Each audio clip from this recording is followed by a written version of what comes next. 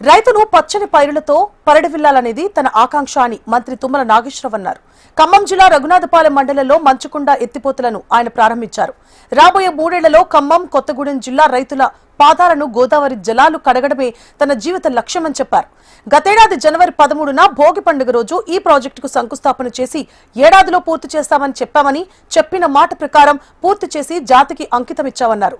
ఇక జిల్లాలోనే అన్ని మండలాల కంటే కరువు మండలంగా ఉన్న రఘునాథపాలెం వచ్చే 3 ఏళ్లలో పచ్చని పంటలతో పరిడవిల్లాలని ఆకాంక్షించారు. నా చేతి మీదకి చేసే అవకాశం భగవంతుడు మీరు నాకు కల్పించారు. ఇది నాకు తెలిసి ఎన్ఎస్పి మీద ఆఖరి లిఫ్ట్.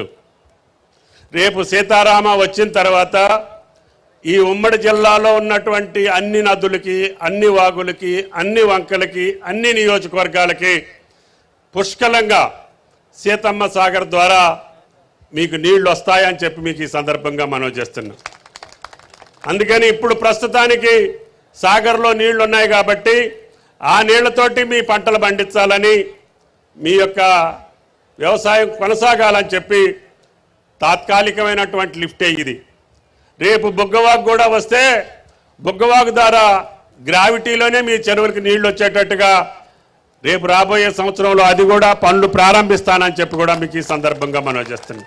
మీకు కృష్ణా జలాలు వచ్చినా, బుగ్గవాగు జలాలు వచ్చినా, వర్షాధారంతో నీళ్ళు వచ్చినా ఆఖరికి ఆ సీతమ్మ సాగర్ ద్వారా సీతారామ ప్రాజెక్టు ద్వారా కూడా ఈ రఘునాథపాలెనికి నీళ్లు వస్తాయని చెప్పి కూడా మీకు ఈ సందర్భంగా మనం చేస్తున్నాం.